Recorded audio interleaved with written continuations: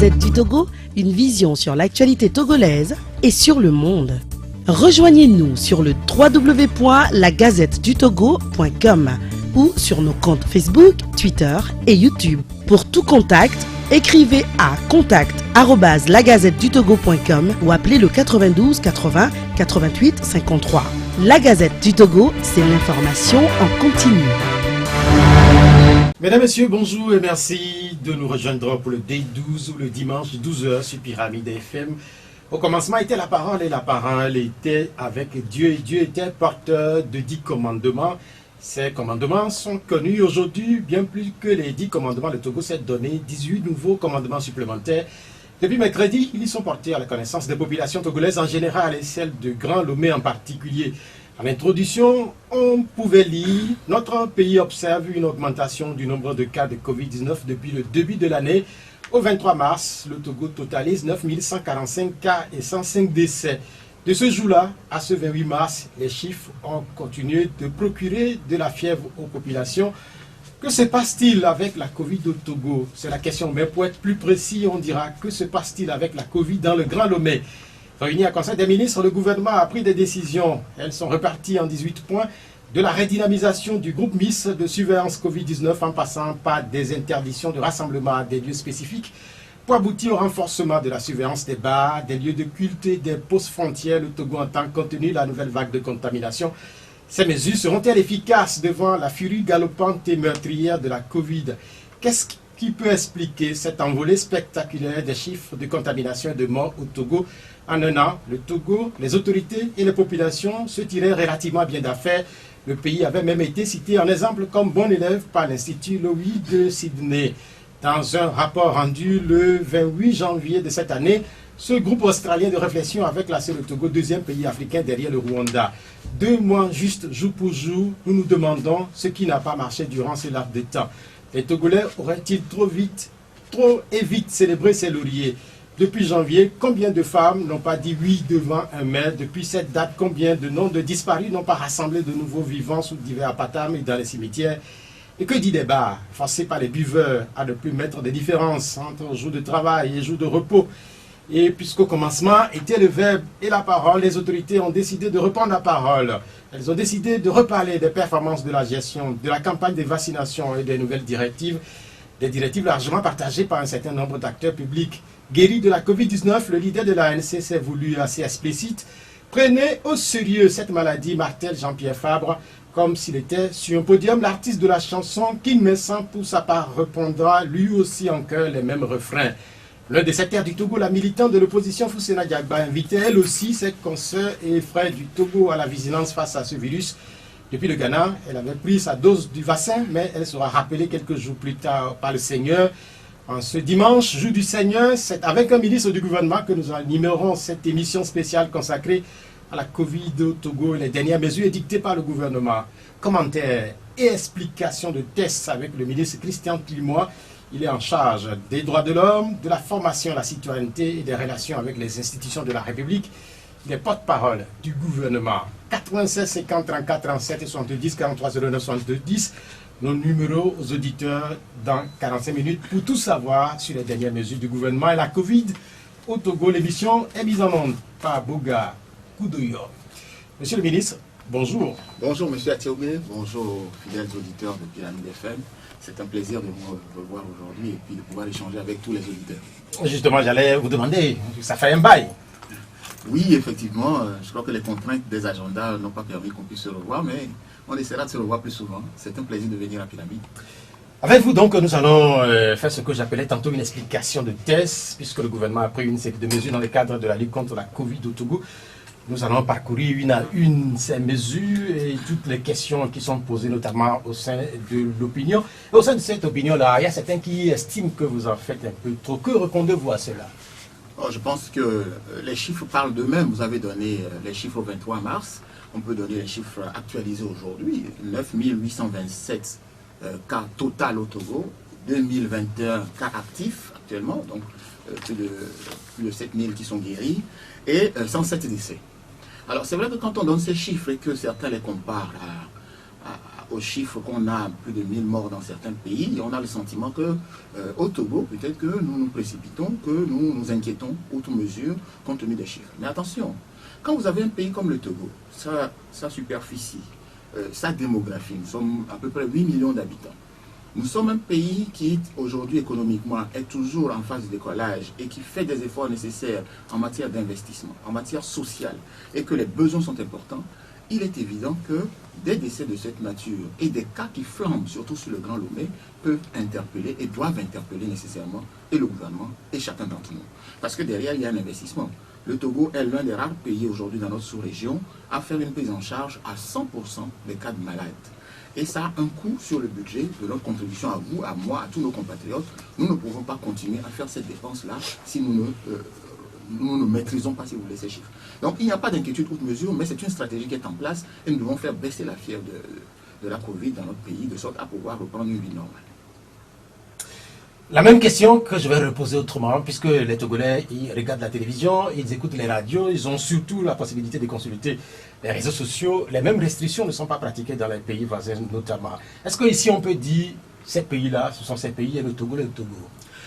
Chaque pays met en place sa stratégie et ses moyens avec ses objectifs. Nous avons aujourd'hui avancé dans notre stratégie, nous avons reçu des vaccins, d'autres pays n'ont pas encore reçu de vaccins. Nous avons des chiffres qui sont quand même maîtrisés, si on prend le nombre de décès depuis plus d'1 an aujourd'hui, nous avons des chiffres qui sont maîtrisés. Dans d'autres pays, les décès flambent. Donc au fond, la comparaison trouve ses limites précisément dans ces jeux-là. Le but d'une maladie n'est pas de dire nous avons le même nombre de morts, c'est de faire en sorte que nous n'ayons aucun mort, que les malades, nous puissions tous être protégés, arriver à ce que nous appelons l'immunité collective, et que surtout notre vie économique puisse reprendre, parce que nous avons un certain nombre de défis à relever d'un point de vue économique, d'un point de vue social. Aujourd'hui, depuis 1 an, vous avez pu le noter, notre attention est principalement focalisée sur la question de la Covid, les soins, la stratégie, la mobilisation des moyens. Donc au fond, ces pays ont leur logique. Il ne nous appartient pas de l'apprécier, nous n'avons pas tous les éléments d'ailleurs pour l'apprécier, mais au moins la logique de notre pays et les éléments que nous possédons sur notre pays nous autorisent à pouvoir expliquer à nos compatriotes quelle est la stratégie mise en œuvre, les moyens qui vont l'accompagner et puis naturellement les obligations et les droits qui vont avec. Je disais tantôt que nous allons prendre ces mesures une à une, faire ce que j'appelle toujours une explication de test, puisque ces tests sont expliqués depuis quelques jours par un certain nombre de ministres sur différents médias. Vous êtes ce dimanche avec nous. Je reprends le communiqué du gouvernement qui dit au début, je cite, « Notre pays observe une augmentation du nombre de cas de Covid-19 depuis le début de l'année. » Et puis au 23 mars, le Togo totalisait 9145 cas et 105 décès. Ce dimanche, on a actualisé ces données, on a 9827 cas et 107 décès. D'abord, est-ce que ces chiffres sont à la main et comment expliquer que même dans cette semaine, il y a eu autant de contaminations et de décès supplémentaires? Alors précisément, c'est ce qui inquiète. C'est-à-dire que si vous prenez les chiffres que nous avons donnés, date de mercredi à peu près, si mes souvenirs sont bons, aujourd'hui nous sommes dimanche. Dans la même semaine, nous avons une flambée de presque 600 cas en quelques jours. En quelques jours. Ça veut dire que d'une certaine manière, nos compatriotes ont relâché la tension du début. Il est évident qu'une crise sanitaire qui dure dans le temps commence à devenir fatigante, lassante, et naturellement la vigilance baisse. Et nous pouvons très bien comprendre le fait que depuis 1 an, le monde entier fonctionne au rythme de cette crise.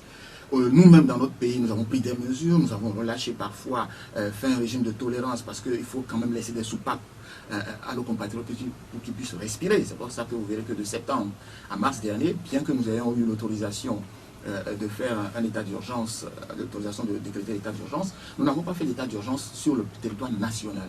Nous l'avons fait dans des zones où on avait des pics, comme dans les savanes par exemple. Mais on arrive quand même à dire que dans la période où nous sommes, plus la tension baisse, plus ça devient lassant, plus nous devons relancer la tension. Parce que la maladie se transmet par des contacts, par des petites négligences. La question de la distanciation, la question du port du masque, la question du lave-main. Ce sont des petites mesures, mais à un moment donné, quand on commence à les abandonner, on arrive à ce genre de flambée. Nous avions à peu près, jusqu'en décembre, un taux de contamination sur le Grand Lomé d'à peu près 100 cas par semaine. Là, nous sommes en train de passer 500 cas, 600 cas par semaine. Et si on prend les chiffres d'aujourd'hui, nous sommes en train d'avoisiner les 700 cas par semaine. C'est vraiment alarmant. C'est-à-dire que vous voyez comment la courbe monte tout de suite. Sur Lomé, et surtout en particulier sur Lomé, à l'intérieur du pays, les chiffres sont plutôt maîtrisés. quand vous sortez du Grand Lomé, donc de la préfecture du Golfe et de la préfecture d'Aguay-Niébé, les chiffres sont plutôt maîtrisés. On a quelques foyers de temps en temps, mais sous 2-3 semaines, on arrive à les faire redescendre et à jubiler. Sur le Grand Lomé, par contre, on a un certain nombre de difficultés à pouvoir amener les gens à le faire. Ce qui explique que ces mesures soient revenues et renforcées. Elles ne sont pas toutes nouvelles. Elles existaient depuis un certain temps, mais on les a renforcées parce que précisément, il faut amener les uns les autres à pouvoir changer d'attitude. En même temps, nous avons fait en sorte à rester quand même dans un certain équilibre. Donc c'est pour ça qu'on n'a pas tout de suite choisi l'option du couvre-feu, par exemple, qui sont des mesures un peu extrêmes, mais qui viendront et qui sont sur la table et qui viendront nécessairement si nos compatriotes ne changent malheureusement pas d'attitude pour que la courbe commence à baisser. Il y a cette particularité du Grand Lomé. On estime que ce sont 10% des cas de contamination, peut-être également des décès. Mais ce qu'on ne comprend pas, c'est que Lomé, c'est là où il y a beaucoup plus de sensibilisation. Les Togolais de Lomé, comment comprendre qu'ils soient réfractaires carrément aux mesures barrières? Alors je pense que sur le Grand Lomé, il y a plusieurs facteurs qui peuvent l'expliquer. Le premier, c'est quand même la capitale. Et donc vous avez un foisonnement important, beaucoup d'allers-retours, beaucoup de mobilité. Et puis nous avons une capitale qui est située à la limite d'une frontière, mais à moins de 50 km d'une seconde. Ça veut dire que vous avez des entrées. Bien que les frontières soient fermées pour la circulation des personnes, parce que les biens, eux, circulent toujours entre les pays, c'est autorisé. En revanche, on a toujours sur toutes nos frontières un certain nombre de passages qui ne sont pas des passages officiels, mais qui sont fréquentés depuis de très longue date par nos populations et qui sont empruntés régulièrement. C'est par ces passages, par exemple, qu'on peut soupçonner que le variant anglais qui circule chez nous est arrivé. Il ne s'est pas généré au Togo, il est venu de quelque part. Et donc forcément, c'est ce genre de si vous voulez, de déplacement transfrontière avec la capitale qui fait que ce variant est observé chez nous et il est observé dans la capitale principalement. Donc, plus à cela, on peut dire aussi que la capitale est peut-être aussi le lieu où il y a le plus de loisirs ouverts. Donc naturellement, dans le temps des loisirs, il y a le relâchement de la tension. Donc nécessairement, avec un risque plus élevé de contamination. Et on a les attitudes sur la plage que vous avez vu par exemple. Pourquoi nous avons mis la plage? C'est précisément parce que vous avez des grands groupes qui se retrouvent à la plage. Or, un petit contact, et puis plusieurs personnes peuvent être contaminées dans la foulée.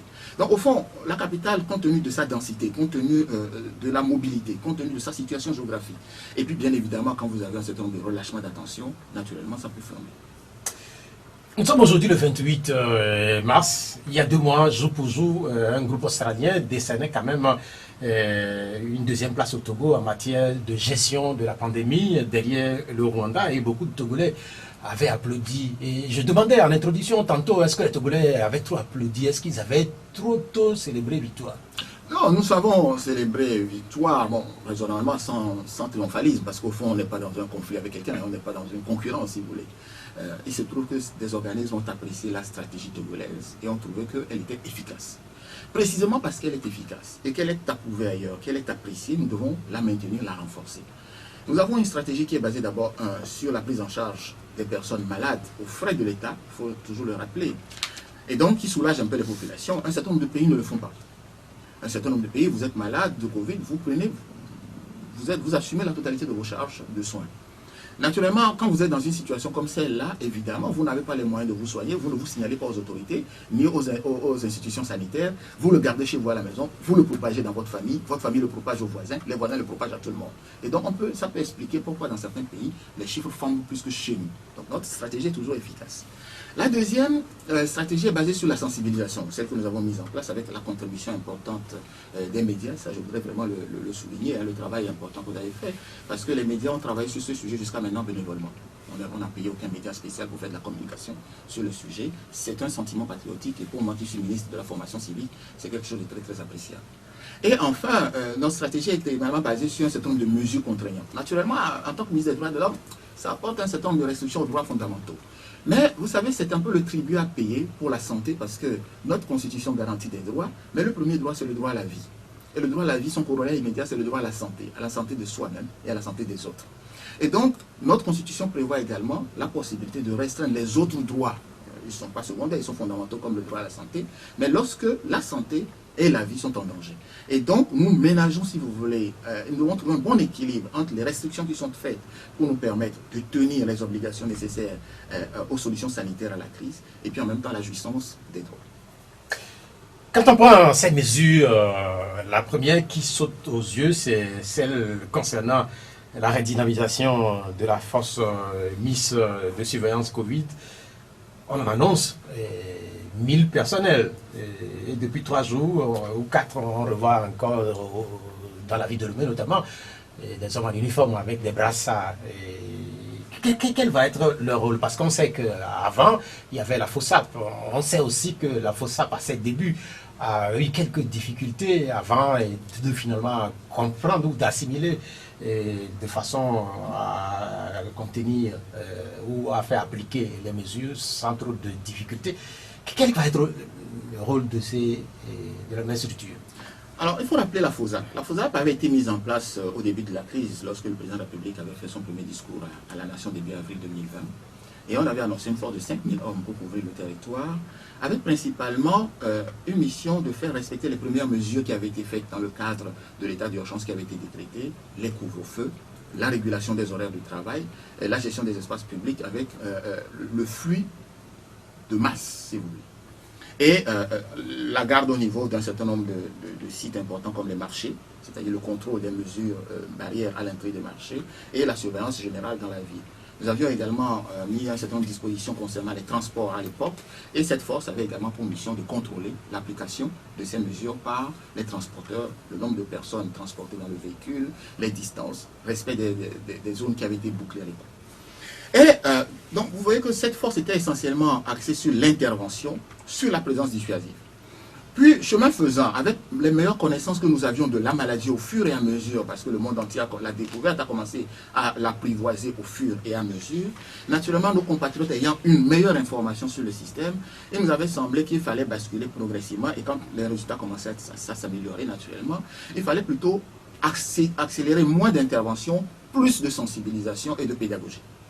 Et c'est à ce moment-là qu'était venue l'idée de faire un groupe mixte de surveillance. Alors le mot surveillance a remplacé la force anti-pandémie à ce moment-là parce qu'il s'agissait de surveiller l'application des mesures, de continuer à faire beaucoup plus de pédagogie. Et naturellement, j'évoque le fait que parce que, entre autres, la FOSSAP a connu quelques petits dérapages qu'on avait évoqués à l'époque et qui ont été pris en compte par le gouvernement. Et donc nous avons mis l'accent sur la pédagogie. C'est ce qui expliquait le fait de créer maintenant un groupe mixte de surveillance. Le groupe mixte de surveillance a la particularité, contrairement à la FOSSAP, qui était une force exclusivement composée des forces de défense et de sécurité, police, gendarmerie, et puis un appui arrière de l'armée quand les effectifs étaient insuffisants pour couvrir certaines zones. La force mixte, elle, est composée de forces de défense et de sécurité et de civils, de volontaires civils.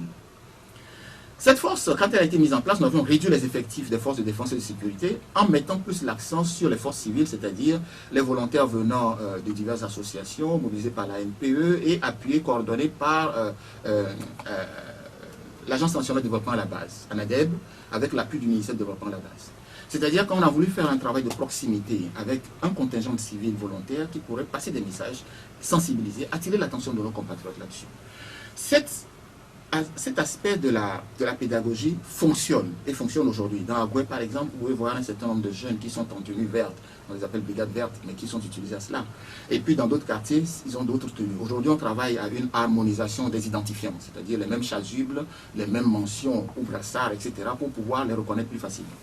Mais à côté, nous avions maintenu un petit effectif de forces de défense et de sécurité en appui à cette composante civile pour pouvoir faire de l'intervention parce que vous avez toujours quelques récalcitrants, vous avez des gens qui peuvent devenir violents et il était nécessaire qu'ils soient accompagnés. Vous avez évoqué vous-même tantôt le fait de changer de paradigme en ce qui concerne la force a peut-être donné le sentiment à nos compatriotes que finalement on avait désarmé complètement sur les interventions. Beaucoup avaient pensé cela, que c'est fini avec la pandémie. Oui, malheureusement, parce que, encore une fois, et c'est un peu dommage de le relever, on a le sentiment que nos compatriotes sont moins réceptifs à un dialogue entre civils qu'à un dialogue avec des forces de sécurité. Mais je pense qu'en fait, c'est aussi lié à la fatigue de la maladie. Il n'y a pas que une tendance à ne pas écouter les civils. Je pense que c'est surtout parce qu'avec le temps, les gens sont un peu épuisés. Donc il fallait remettre, si vous voulez, encore un peu plus de présence policière, visible, dans l'enjeu, parce que vous avez exprimé beaucoup, nous l'avons écouté, beaucoup ont évoqué le fait qu'il fallait revenir dans le format de la FOSSAP. Alors en réalité, ce que nous avons fait maintenant par cette mesure, c'est de renforcer aujourd'hui la FOSSAP, si je prends sur le Grand Lomé, la composante force de défense et de sécurité comportait 200 hommes, plus les civils que j'ai évoqués tout à l'heure. Là, nous sommes en train de passer à 1500 hommes sur Lomé. Lomé, le dispositif est divisé, Lomé, le Grand Lomé, les deux préfectures, Aboua-Nivé et Golfe, sont divisés en îlots. Et dans ces îlots, vous avez une équipe composée des forces de défense et de sécurité qui seront présentes avec toujours une composante civile pour faire de la sensibilisation au fur et à mesure. Ils ont donc ces positions dans les quartiers, ils vont circuler, faire de la patrouille à pied, mais vous avez également des équipes mobiles qui vont venir en appui, en renfort à ces équipes qui sont dans les différents îlots. Et ces équipes mobiles vont circuler donc devant les lieux de culte, devant les bars, vont regarder les marchés. Et puis nous avons des positions fixes. Un certain nombre d'hommes sont placés devant à l'entrée des marchés pour contrôler l'application des mesures barrières à l'entrée des marchés. Sur la plage, où nous avons interdit complètement, l'accès est complètement interdit aujourd'hui, vous avez également des équipes fixes qui seront à ce niveau-là. Et puis vous avez des lieux qui avaient été cités, la place Banquet, un certain nombre d'endroits où on a interdit les grands regroupements que nous avons aperçus ces dernières semaines. Vous avez également des équipes fixes qui travaillent. À l'extérieur de Lomé, donc à l'intérieur du pays, cette force est placée sous le commandement des préfets, avec toujours naturellement un commandant force de défense et de sécurité qui est à la tête et qui coordonne avec le préfet sous la supervision générale du comité de gestion de la pandémie. On a l'impression que la force GSM tente à se mettre en place. En réalité, quand moi je parcours Lomé, à part ce que vous venez de dire, moi je n'ai pas vu de jeunes en Chazue par exemple, dans un certain nombre de quartiers. C'est la première fois que j'entends. Est-ce qu'il n'y a pas quelque part du retard de prix de ce côté-là? En fait, c'est l'une des déficits de notre dispositif que nous avons relevé, c'est que ces jeunes existent. Le problème, c'est qu'ils ont, à peu près selon leurs origines associatives, ils ont eu des identifiants un peu différents. J'ai parlé de ceux d'Abonnivé, par exemple, pour vous identifier en vert. Dans d'autres quartiers, ils ont un chasuble d'une autre couleur, sans forcément aucune mention. Certains ont sur leur chasuble la mention de leur association d'origine, et donc on ne fait pas le lien avec la force mixte de surveillance. Donc actuellement, une équipe de la NADEP et du ministère de l'administration territoriale, ainsi que la coordination de la lutte, sont en train d'uniformiser sur le modèle que vous retrouverez chez les forces de défense et de sécurité. Les forces de défense et de sécurité sont en tenue, mais avec un brassard indiquant groupe mixte de surveillance et la préfecture à laquelle l'élément est attaché. Par exemple, si c'est à Tchévier, vous le trouvez à Tchévier, vous verrez GMS avec préfecture de Zio. Et donc vous savez qu'il est de la préfecture de Zio. Ça nous permet de localiser et puis surtout ça nous permet aussi d'identifier, de pouvoir signaler éventuellement s'il y a des débordements parce que vous avez des éléments qui permettent de savoir qui, à quel moment est intervenu sur une scène donnée et de pouvoir retrouver éventuellement les personnes qui auraient commis éventuellement les dérapages. Donc au fond, on a un mécanisme de suivi qui nous permet d'identifier les personnes. On a un mécanisme qui permet de voir leur sphère géographique d'intervention et puis leur autorité de rattachement, puisque s'ils sont dans le Golfe, ils dépendent du préfet, s'ils sont dans le ZIO, ils dépendent du préfet du ZIO, etc.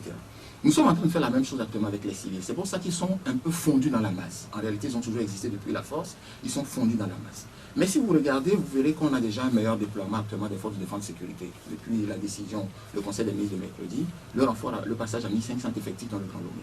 Donc vous avez un certain nombre de forces qui occupent leur îlot et qui ont commencé la patrouille, et notamment dans les endroits où leurs regroupements sont interdits actuellement. À ces forces-là, il faut rappeler que les communes avaient mis en place des comités de surveillance. Ces comités de surveillance sont réactivés. Je donne un exemple. Si vous prenez dans certaines communes, les comités de surveillance rentraient dans les églises, alors avec tout le respect naturellement dû au lieu de culte, pour veiller pour voir comment est-ce que le dispositif, le respect de la distance, quand on s'assoit sur les bancs, les masques, comment ils sont portés, est-ce qu'ils sont bien portés, etc. Et nous sommes heureux quand même de dire que certaines églises également ont mis en place des petits sentinelles. Alors ça, c'était très intéressant, c'est un modèle qu'il faut généraliser.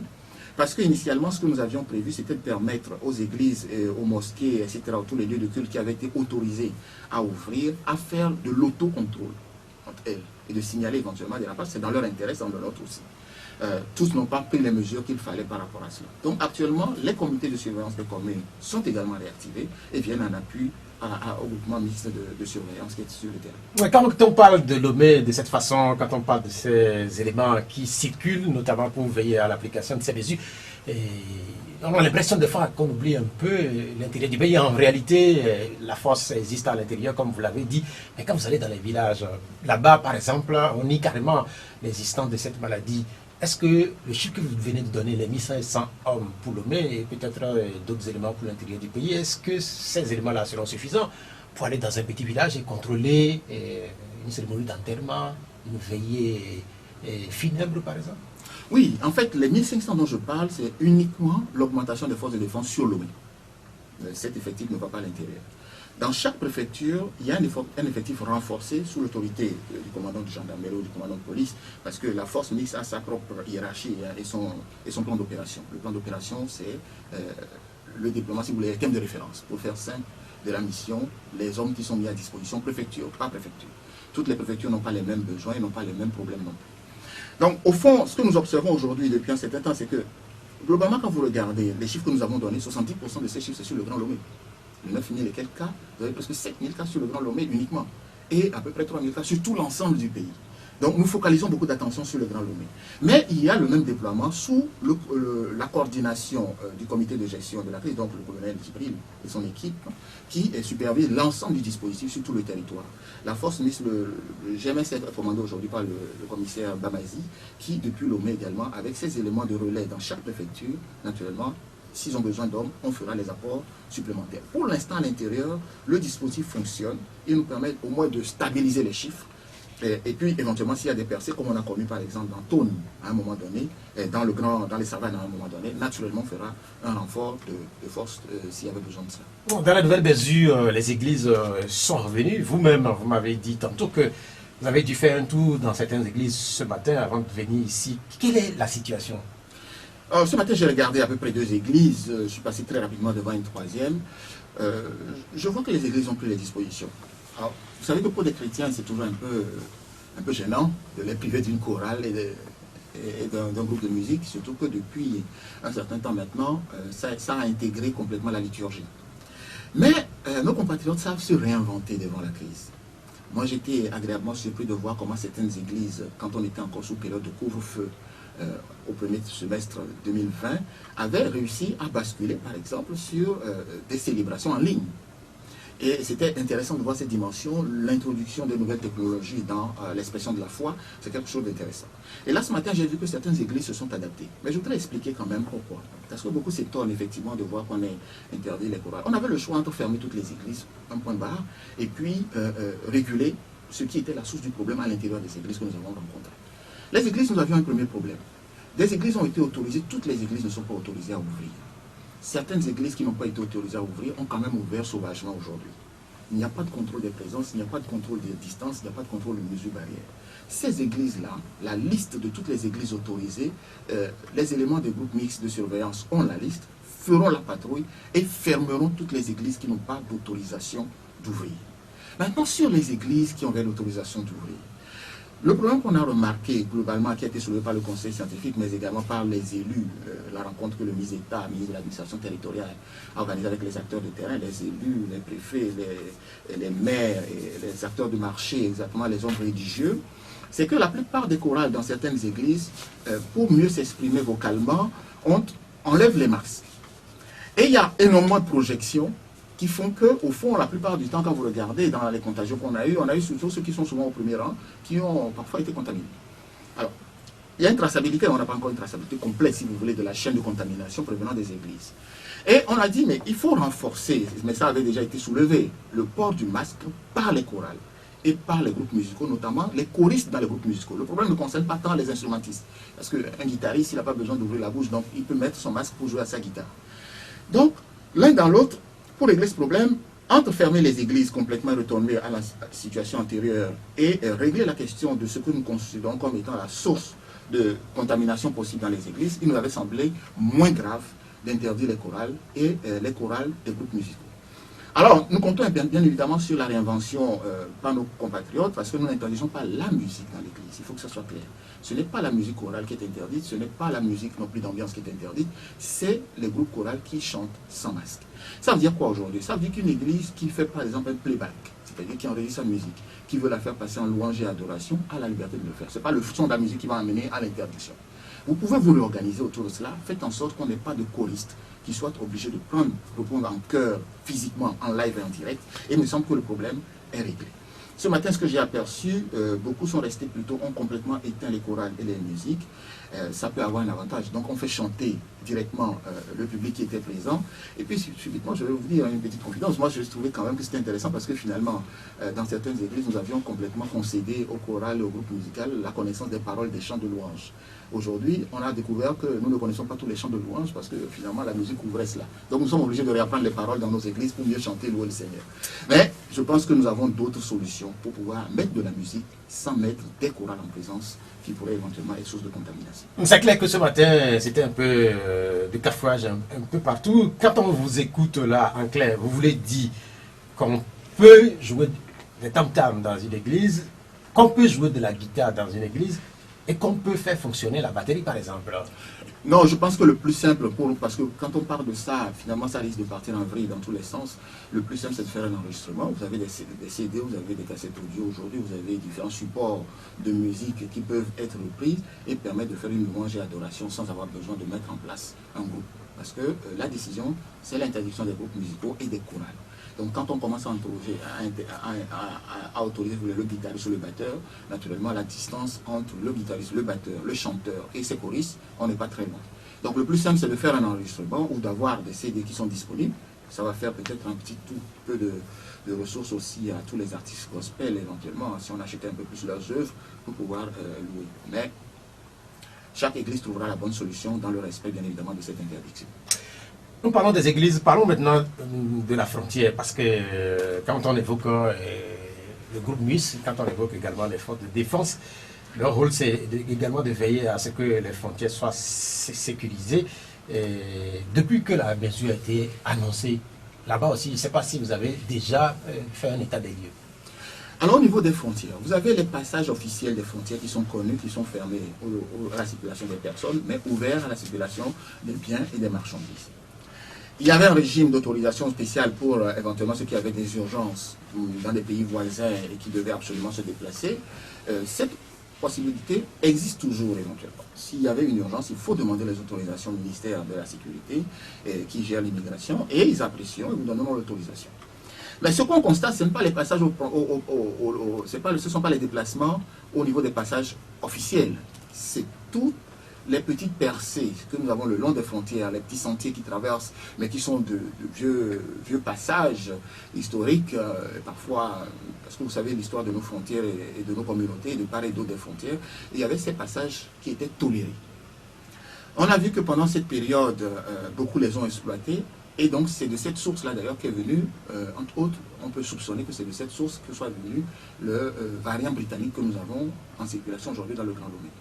Et donc, la stratégie consiste aujourd'hui à renforcer sur les lieux de passage qui sont connus, identifiés, parce que les forces de sécurité et les renseignements ont aujourd'hui une liste de ces lieux de passage. Nous allons renforcer la présence policière et de contrôle à ces passages-là, de sorte à dissuader un certain nombre d'allées et venues qui soient faites sans autorisation.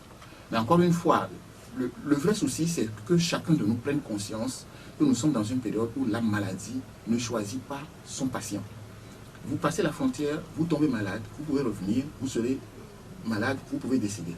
Pensez d'abord à vous-même et ensuite pensez aux autres que vous allez contaminer dans la foulée, y compris votre famille qui vous attendait sagement à la maison. Vous allez ramasser une maladie ailleurs, vous pouvez venir les contaminer. Si chacun fait l'effort de voir la chose de son point de vue et d'éviter d'aller dans le pays voisin si ce n'est pas indispensable, il me semble que déjà nous jugulerons cette question du transport, de l'importation, si vous voulez, de la maladie chez nous. Mais je note quand même que fondamentalement, initialement, au début de la maladie, nous avions beaucoup d'importations. Ce sont des gens qui sont venus au Togo de l'extérieur qui l'ont apporté. Mais aujourd'hui, la particularité de ce que nous constatons aujourd'hui, c'est d'abord une contamination communautaire, c'est-à-dire entre nous. Il y a une part d'importation qui vient se rajouter et notre crainte aujourd'hui, pourquoi nous renforçons les frontières, ce n'est pas simplement le fait que les gens tombent malades et qu'ils viennent, mais qu'on importe beaucoup de variants. Or, notre stratégie de vaccination est à ses débuts.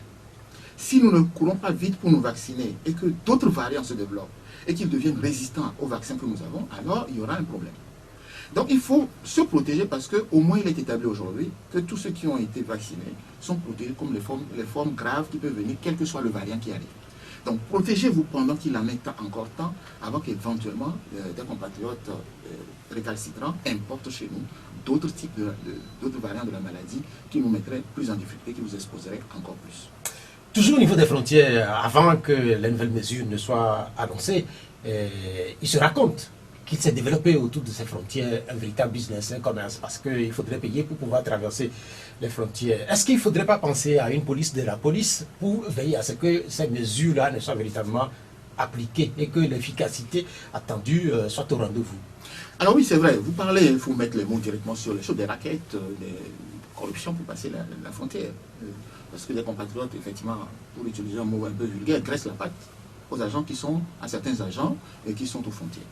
Notre collègue du ministre de la Sécurité, le général Yack, a mis en place un dispositif, activé les inspections qui existent déjà, un dispositif de contrôle qui permet de connaître de ces cas. Et puis, il y a un numéro vert qui va être mis à disposition et qui va permettre de dénoncer également tous ces cas. Alors ça vaut pour les frontières, bien évidemment, mais ça vaut également pour toutes les circulations interurbaines. C'est-à-dire qu'il n'y a pas que là-bas, hein, il n'y a que toutes les villes qui sont bloquées et qui seraient éventuellement bouclées à l'avenir ou éventuellement on pourrait avoir ce genre de choses. Et puis dans la vie de tous les jours, c'est pas que pour le Covid, mais dans la vie de tous les jours, je crois que nous devons commencer aujourd'hui sérieusement à prendre l'habitude de dénoncer tous ceux qui font ce genre de choses. Mais nous devons aussi ne pas contribuer à cela. Je prends le cas des transporteurs récemment.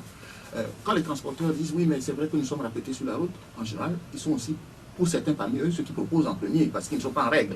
Commençons à être en règle sur notre véhicule. Faisons que les feux rouges s'allument, que les freins fonctionnent, que les pièces soient à jour. Et à ce moment-là, naturellement, vous serez plus à l'aise pour pouvoir dénoncer un racketteur qui soit de la police ou d'autres corps de l'administration publique.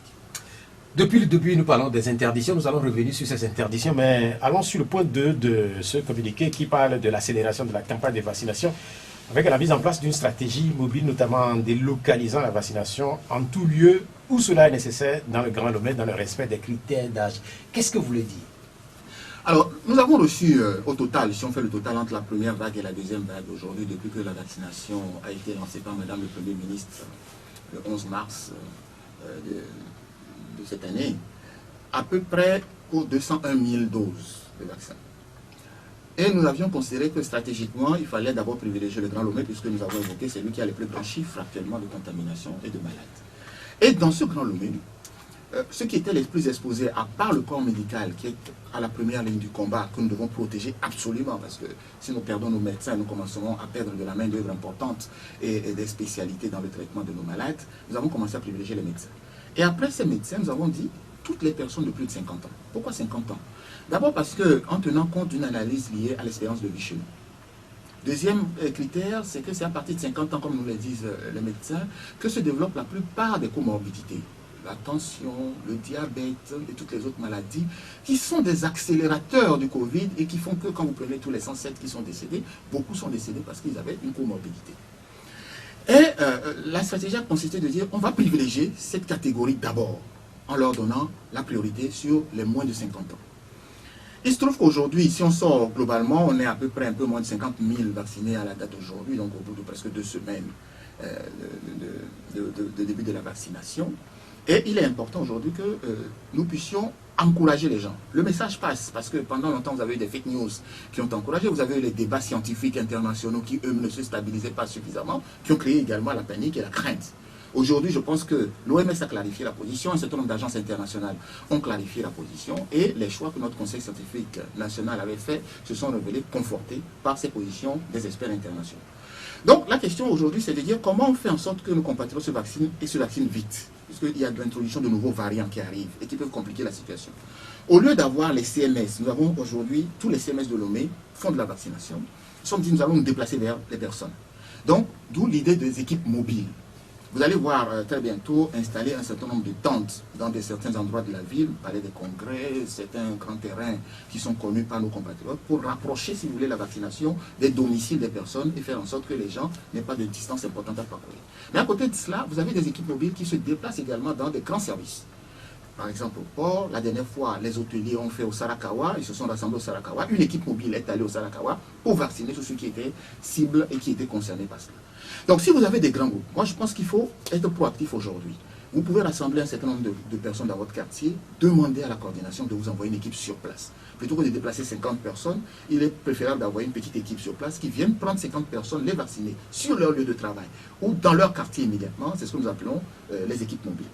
Donc cette nouvelle stratégie va commencer à se déployer très incessamment. Je pense que déjà nos collègues ont pris déjà de la santé, ont commencé à prendre les dispositions la semaine dernière, mais elle sera très effective à partir de la semaine qui va suivre, à partir de demain, s'il vous plaît, dans les différents quartiers. Mais vous pouvez le faire à la demande. N'hésitez pas à appeler, à demander quand vous avez des équipes pour un grand nombre. Alors pour une personne, effectivement, on ne va pas déplacer une équipe, mais si vous êtes un certain nombre, bien évidemment, on enverra une équipe pour le faire. On savait qu'il y a de la réticence chez un certain nombre de Togolais à se faire vacciner. Ce n'est pas propre également au Togo. Comment convaincre tout le monde à adhérer à ce processus? D'abord, nous voulons faire de vous nos partenaires en tant que médias, parce que vous avez accès, vous avez des moyens d'accès au grand nombre. Et c'est important que nous collaborions véritablement avec vous pour pouvoir travailler à cela. Mais aussi, nous devons combattre surtout un certain nombre de leaders d'opinion dans notre pays qui, malheureusement, utilisent leur magistrature d'influence pour diffuser des fausses nouvelles sur cette stratégie et sur les vaccins, sur la maladie aussi. Et ça correspond à l'un des points quand nous avions dit que nous mettons en garde ceux qui utilisaient les médias pour faire de la fausse information. Deux exemples simples. Regardez cette semaine, par exemple, vous avez sur des médias... d'autres médias que les vôtres, hein, c'est pas Pyramide que ça s'est passé chez d'autres radios sur la place, des leaders d'opinion connus, des acteurs politiques connus, qui sont venus faire magistralement une démonstration sur des questions approximativement scientifiques pour dire que cette maladie n'existe pas. C'est scandaleux. Parce qu'au fond, cette personne, quand elle est sortie lundi, mardi, elle était sur une chaîne, je ne veux pas appeler les noms si vous me permettez, elle a fait ses déclarations, mais à sortie de là, elle a appelé tous nos collègues pour savoir là, il fallait se vacciner, et elle allait se vacciner lui-même, sa femme et sa fille. Mais il venait de démontrer à tous nos compatriotes sur une chaîne de radio que la maladie n'existait pas. C'est de la mise en danger de d'autrui et c'est criminel. Vous m'excusez de le dire, mais c'est criminel de le dire. Si vous n'êtes pas convaincu, vous n'êtes pas convaincu. Mais que vous soyez convaincu pour vous et que vous essayez de convaincre les autres de l'inverse, il y a un problème puisque vous êtes sorti de là, vous êtes allé vous faire vacciner. Un deuxième samedi dernier sur une autre chaîne à côté, qui a été un ancien ministre, un ancien député, donc des personnalités de la République, même s'il est un pouvoir d'opposition, on ne peut pas utiliser Covid dans un combat politique pour dire qu'on va attaquer un gouvernement. Et cette personne essaie d'expliquer à nos compatriotes que le gouvernement se serait vacciné avec d'autres produits qui seraient différents de ce que nous administrons, que les corps de santé administrent à la population. C'est scandaleux également. Vous voyez, ce genre de déclaration ne peut pas rester sans conséquence. Mais alors, on nous reprochera, et je suis bien placé pour le dire, que ces acteurs politiques-là, si vous, aujourd'hui, vous lancez une poursuite, on vous dira que ce sont des détenus politiques. Mais vous savez, on ne peut pas laisser la délinquance des politiques se poursuivre, mettre en danger la vie de nos compatriotes sans réagir à cela. Et puis un troisième, qui est un chef traditionnel, très connu sur la place publique, qui est membre d'une formation, qui est membre d'un bureau dirigeant d'une formation politique connue sur la place, qui, depuis le début de cette crise, attaque soit les mesures qui sont prises, attaque l'existence de la maladie, attaque les thérapies qui sont proposées, y compris le vaccin. Est-ce que cela est-il acceptable? Il n'est pas acceptable, ce genre de choses. Donc, nous mettons en garde véritablement en disant, faisons en sorte que la désinformation, parce que là, nous sommes sur le terrain de la désinformation et de la fausse nouvelle, elle ne restera pas sans conséquence. En revanche, pour ceux qui, naïvement, ont des doutes, parce que les scientifiques se disputent, parce qu'un certain nombre d'éléments de connaissance de la maladie ne sont pas stables, naturellement, nous continuerons à diffuser les bonnes informations avec votre collaboration, avec celle d'acteurs de terrain, la société civile, de sorte à amener progressivement nos compatriotes à croire véritablement à l'existence de la maladie et à l'adaptation de la stratégie qui existe pour pouvoir les soigner et les prévenir de cette maladie. La situation que vous venez de décrire, en réalité, elle n'est pas propre au Togo, puisque quand on regarde un peu partout dans le monde, face à tous les doutes, à tous les questionnements qui sont liés à la pandémie, s'est développé même aujourd'hui des anti-vaccins, des personnalités qui appellent ouvertement à ne pas se faire vacciner et à dénoncer un certain nombre de complots. Est-ce que dans ces pays-là aussi, des poursuites vont être engagées? Parce que là, quand on parlait de poursuites, pour ceux qui sont porteurs de ces idées-là, on se demande si on n'est pas en train de retourner à des pratiques d'une certaine époque. Mais quand je dis poursuite, j'entends bien, je dis surtout qu'il y aura des conséquences. Alors, de quelle nature on verra au fur et à mesure des infractions, bien évidemment, qui seront commises là-dessus. Elles ne seront pas forcément de nature judiciaire. Elles peuvent être de nature judiciaire, elles peuvent être d'autre nature que judiciaire. Mais les pays, je note par exemple aujourd'hui que dans un certain nombre de pays, la diffusion de fausses nouvelles est poursuivie, y compris sur Covid. Et des acteurs font l'objet de poursuites aujourd'hui dans un certain nombre de pays. Nous avions déjà, au-delà de Covid, dans nos dispositifs pénals au Togo, une infraction liée à la diffusion de fausses nouvelles, à la mise en danger de la vie d'autrui, au refus de secours à personne en danger, etc. Donc, dans notre situation aujourd'hui, si des personnes s'amusent à ce jeu, elles s'exposent à la rigueur de la loi. Je crois qu'il faut le dire, et quelle que soit leur qualité, qu'elle soit politique, qu'elle soit membre d'un parti politique, qu'elle soit gouvernant, qu'elle soit pas gouvernant, qu'elle soit simple civil, la loi s'appliquera indifféremment pour chacun d'entre ces personnes. Parce qu'à la facture, nous avons 107 décès. Nous avons plus de 9000 compatriotes qui sont en difficulté. Le centre, le CHR, est plein. Nous sommes en train d'étendre l'air. Nous n'allons pas faire un pays malade. Et donc, ceux qui continuent à faire propager parce qu'ils considèrent que c'est avec le plus grand nombre de victimes qu'on démontrera que ce régime n'est pas compétent pour assumer une charge de cette nature, malheureusement, la stratégie politique, elle a ses limites. Et on ne peut pas accepter qu'elle aille sur le terrain quand la vie de nos compatriotes est en danger.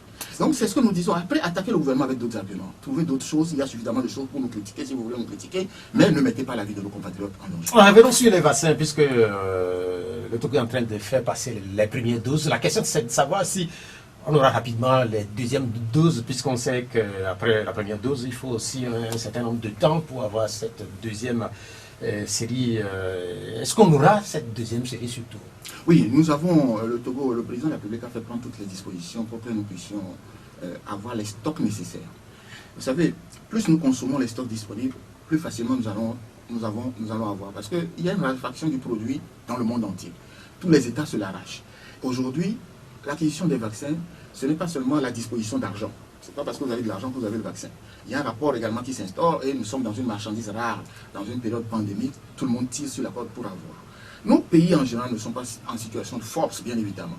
Donc quand nos chefs d'État font l'effort nécessaire d'acquérir, il faut que nous puissions les utiliser. Parce que précisément, je vous dis, si au bout de 15 jours, vous avez consommé à peu près un peu plus de 25 ou 30% des doses qui sont disponibles, les gens ont le sentiment que vous avez des stocks disponibles. Et donc pour vous livrer les deuxièmes parties, naturellement, ils préfèrent donner à d'autres pays plutôt que vous. Donc allons nous faire vacciner, faisons en sorte que nous puissions accélérer le processus d'attribution des secondes doses. Alors nous allons tous nous faire vacciner. L'avantage que nous avons aujourd'hui, c'est que la connaissance de la maladie et la connaissance de la science évoluent aussi au fur et à mesure. Initialement, on nous avait dit qu'il fallait faire la deuxième dose sous 3 semaines, puis on est passé à 8 semaines, et aujourd'hui, nous savons globalement que la deuxième dose peut être prise entre 8 et 12 semaines, c'est-à-dire jusqu'à 3 mois. Et donc, notre stratégie est adaptée à cela pour nous permettre à tous ceux qui ont déjà fait les premières doses, naturellement d'avoir leur deuxième dose dans le temps utile. Vous savez, plus vous êtes un pays comme le nôtre, naturellement nous adaptons nos stratégies à nos moyens. C'est-à-dire que nous faisons en sorte, c'est pour ça que nous accélérons beaucoup sur la vaccination, parce que nous n'avons pas beaucoup de moyens à mettre sur la prise en charge sur le long terme. Donc nous préférons atteindre très vite l'immunité collective, c'est-à-dire les 60% de notre population de plus de 20 ans, qui nous permet d'avoir l'immunité collective, puisque la vaccination sera ouverte aux 20 à 40 ans en seconde phase. Mais donc disons, 20 ans et plus sont vaccinés. En dessous de 20 ans, nous ne vaccinerons pas pour l'instant. Nous avons comme invité aujourd'hui le ministre Christian Trimon. C'est avec lui que nous animons ce D12 spécial qui est consacré à la situation de la Covid au Togo. J'avais dit que nous aurons les questions des auditeurs à partir de 12h45. Vous voudrez bien nous excuser. Nous aurons les questions dans une douzaine de minutes. Le temps de continuer par parcourir les différentes mesures qui sont dictées par les autorités. Sur le troisième point, il y a l'interdiction de tous les rassemblements de masse, notamment les sports de masse, les cérémonies funéraires, les mariages, les événements culturels, les campagnes publicitaires, les concerts, les réceptions. C'est vrai que c'est compris et comme ça, mais curieusement, dans la pratique, on a noté quand même que certains ont continué par se rassembler et certains ont continué par ignorer toutes ces mesures qui sont éditées, qui sont en réalité pas des mesures nouvelles, puisque depuis le début de cette crise, plusieurs cérémonies étaient interdites. Mais les Togolais sont passés outre.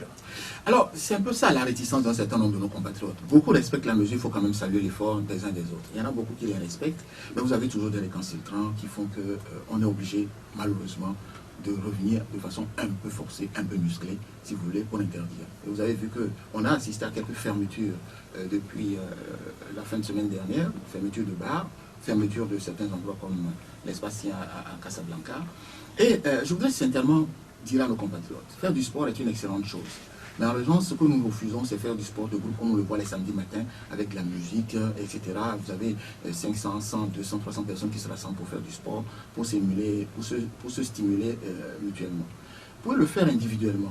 Même nous ne voulons plus de sport de groupe parce que c'est de là que part la contagion. C'est tout le problème. Ce n'est pas le sport qui est incriminé, c'est le fait de le faire en groupe et de le faire de façon rapprochée comme on le fait qui est refusé. Donc, on remonte en puissance là-dessus, encore une fois, avec l'intervention de la force. Mais nous serons obligés, et j'aime pas beaucoup dire de cette manière parce que ça donne le sentiment qu'on est en train de menacer, mais si ces groupes continuent à résister à cette mesure, naturellement, les forces de sécurité prendront leurs responsabilités. Faisons en sorte à ne pas arriver à ces extrêmes. Que chacun de nous se discipline et il me semble que nous sortirons de cette maladie très vite pour pouvoir retrouver une vie économique, une vie sociale assez saine. Sur ce registre-là, il y a quand même deux événements sur lesquels je voudrais qu'on revienne spécifiquement, notamment les enterrements, les cérémonies funéraires. Là aussi, c'est des mesures qui sont annoncées depuis les interdictions concernant les enterrements. C'est limité à une quinzaine de personnes, mais dans la pratique, c'est tout autre. C'est vrai que c'est difficile, parce que vraiment, je ne vous cache pas, c'est une mesure sur laquelle on va bientôt commencer à poursuivre un peu les gens à gauche et à droite pour ça. Mais je voudrais faire la nuance sur un point. Quand nous parlons des 15 personnes, nous autorisons les enterrements, pas les funérailles entendues comme hommage rendu à quelqu'un qui est déjà décédé. Parce qu'il faut nuancer les deux. Si vous prenez à l'intérieur du pays, certains fonds d'enterrement aujourd'hui diffèrent les funérailles. Ces funérailles sont interdites. C'est l'enterrement, la mise en bière, l'accompagnement à la tombe, et l'inhumation. Pas plus de 15 personnes. Les mariages, c'est tout ce qui est mariage religieux, festif, etc. qui est interdit. Pour l'instant, sont interdits les mariages au niveau des mairies, mais on est en train de réfléchir à une formule avec le ministre de l'administration territoriale, puisque ce sont des mariages administratifs, de voir la possibilité éventuellement d'avoir peut-être un groupe très restreint, les deux témoins, les mariés, le maire, dans le respect des mesures barrières pour le faire. Mais d'ici la semaine prochaine, le ministère concerné communiquera autour de ces mesures, parce qu'on ne peut pas indéfiniment non plus bloquer, si vous voulez, cet élément qui est un élément de l'état civil. Mais ce qui concerne la fête du mariage est interdit. La phase administrative fera l'objet d'une précision par le ministre d'État, ministre de l'administration territoriale dans les jours à venir, devant les mairies et devant les communes. La même chose pour ce qui concerne toutes les grandes célébrations, vous avez sur les questions culturelles. Les questions culturelles aujourd'hui, nous sommes obligés... Les concerts. Les concerts. Et là, effectivement, nous devons avoir une pensée particulière pour nos amis les artistes. Parce qu'ils payent dans cette lutte une facture importante à cette crise. Parce qu'eux, ils sont quasiment en extinction professionnelle depuis que la crise a commencé, puisque ce sont des gens qui travaillent avec du public. Et donc, quand il n'y a pas de public, naturellement, eux, on souffre beaucoup. Mon collègue, le ministre chargé de la Culture, est en train de mettre en place actuellement un dispositif, il sera validé assez vite, pour faire l'accompagnement nécessaire dans le continent. Et nous devons tous avoir une véritable pensée pour eux. Dans la gestion, notamment des cérémonies funéraires, il nous est rapporté qu'il y a ce que certains Togolais appellent le deux poids deux mesures. Quand c'est une autorité qui a perdu, par exemple, ses parents ou un proche, il y a une certaine flexibilité dans l'application ou dans le contrôle des forces de l'ordre de sécurité. Il nous a été rapporté que c'est comme ça sur le terrain. Quand vous n'avez personne derrière vous, on vous applique la loi à la lettre. Est-ce que ça va changer? Non, il faut aussitôt aujourd'hui que ça fait partie, si vous voulez, de tout ce que influence, alors il y a un terme pour le dire, précis, ça m'échappe un peu. Il faut que les forces de sécurité et les forces de l'ordre rentrent dans l'esprit que le grade d'une personne, qu'elle soit dans le civil ou dans le militaire, dans la société civile, dans le parti politique, on ne peut pas se laisser influencer par la position des gens pour le traitement de ces cas. Alors, c'est vrai que ce ne sont pas des cas importants, mais il en arrive quand même. On a les retours, si vous voulez, sur ce genre de pratique. Il n'y a pas de faveur. La maladie ne fait pas de distinction que vous êtes un colonel, un général, un ministre ou pas, ou un directeur général de société. Quand elle attaque, elle ne vous demande pas votre couleur ni votre grade. Donc, faisons extrêmement attention à cela. Nous avons perdu de hautes personnalités dans ce pays, liées à Covid. Donc, si on n'attaquait que les pauvres, ça se saurait. Nous ne pouvons pas tolérer cela. Je vais vous dire, même dans la famille du chef de l'État, quand il y a eu des mesures, quand il y a eu des décès, les mesures ont été appliquées de façon stricte. Si le président de la République, le premier d'entre nous, peut s'appliquer à lui-même les mesures, alors il n'y a personne au Togo qui devrait faire l'objet d'une exception sur ces questions-là, tant qu'il n'y a pas une autorisation formelle qui règle cette question. Donc aujourd'hui, il n'y a pas de tolérance sur le regroupement pour ce qui concerne les funérailles, sauf autorisation spéciale qui soit donnée et justifiée. Mais je vous dis encore, au plus haut sommet de l'État, la règle est appliquée, y compris dans leur propre famille. Donc on ne peut pas accepter qu'il y ait un régime de tolérance pour les autres.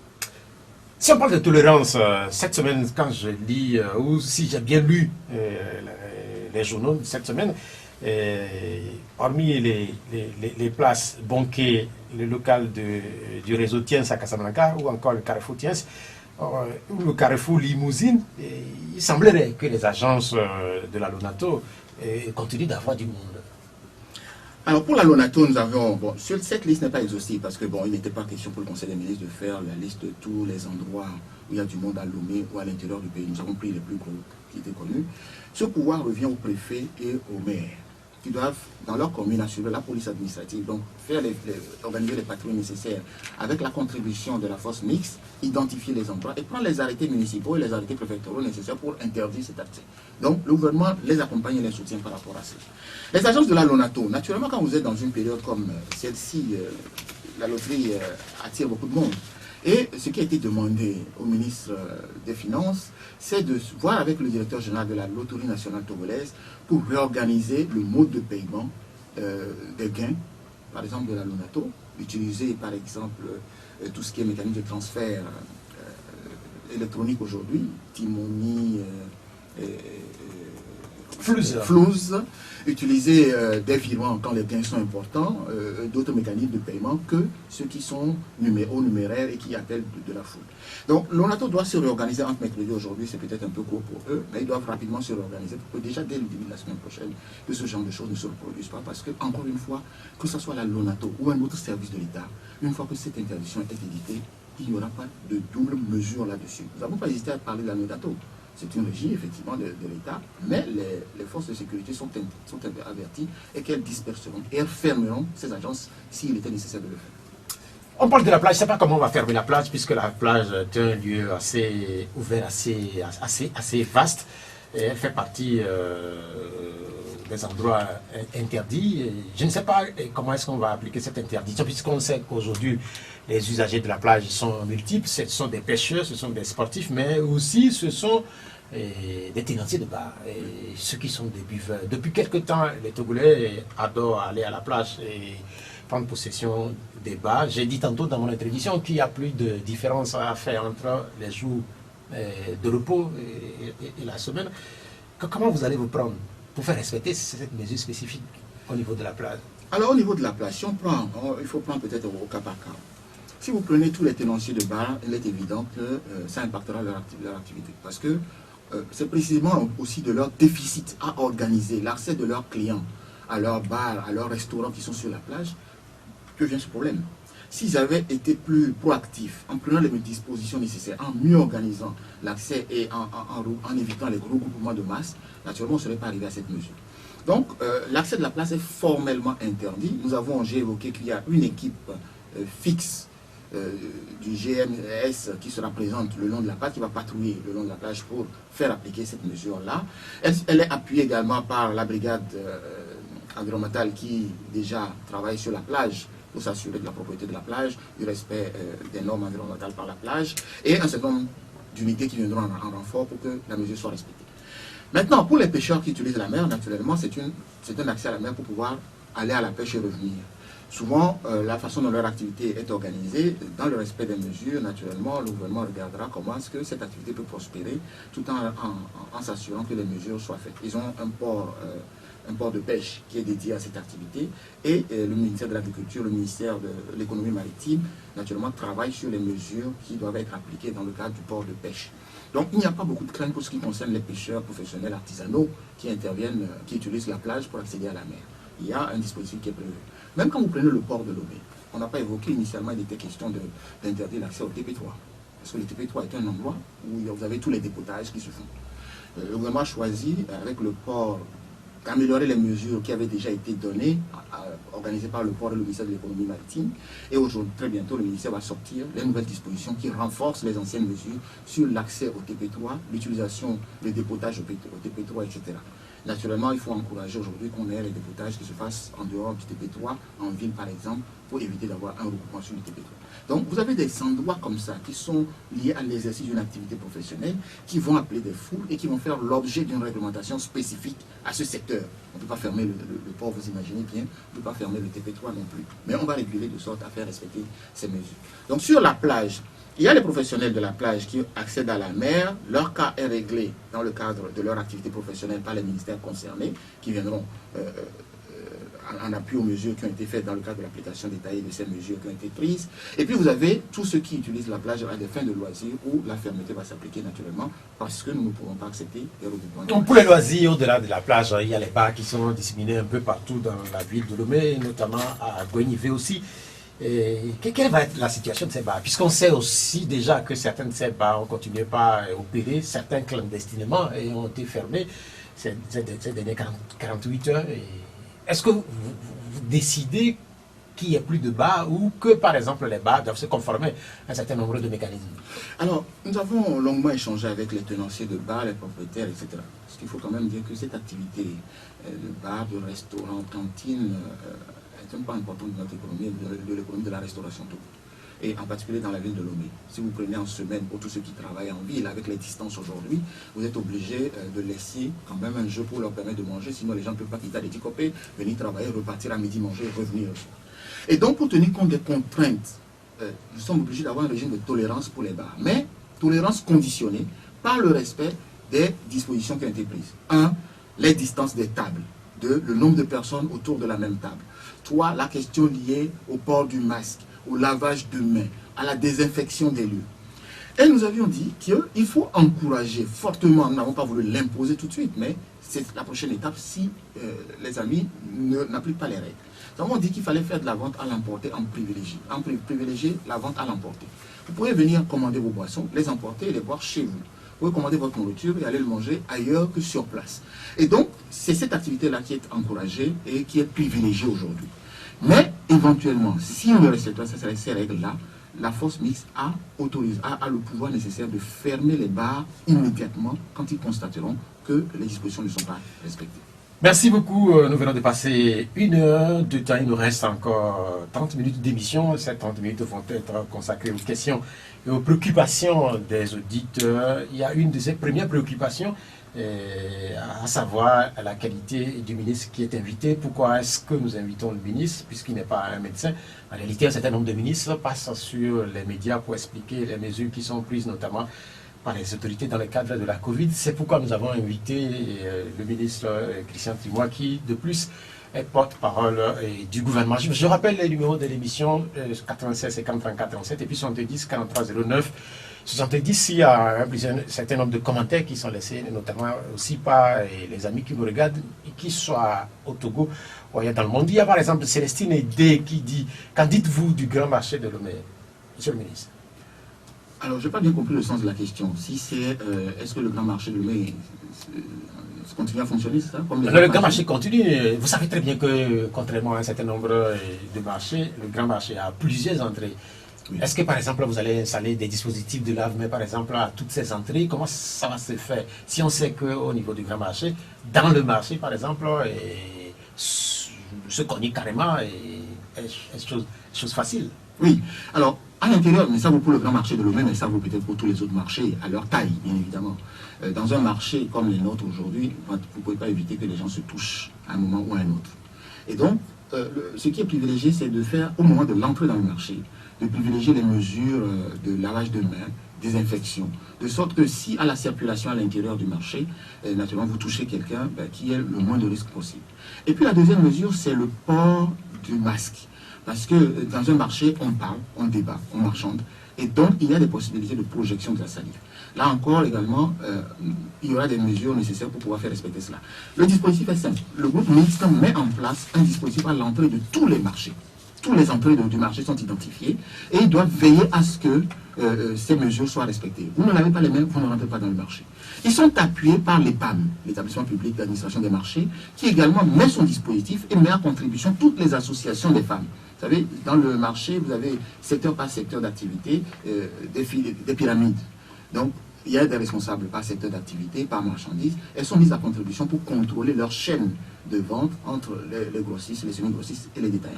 Et donc, tout ce personnel rentre en jeu dans l'organisation de la riposte à la pandémie au sein du marché, notamment la question de la prévention, à l'entrée, lavage de mains obligatoire, vérification du port du masque, pendant les courses à l'intérieur, il y a une police qui circule pour s'assurer que votre masque est toujours en place. Et puis, naturellement, à la sortie, on s'assure que vous êtes encore désinfecté avant de rentrer chez vous.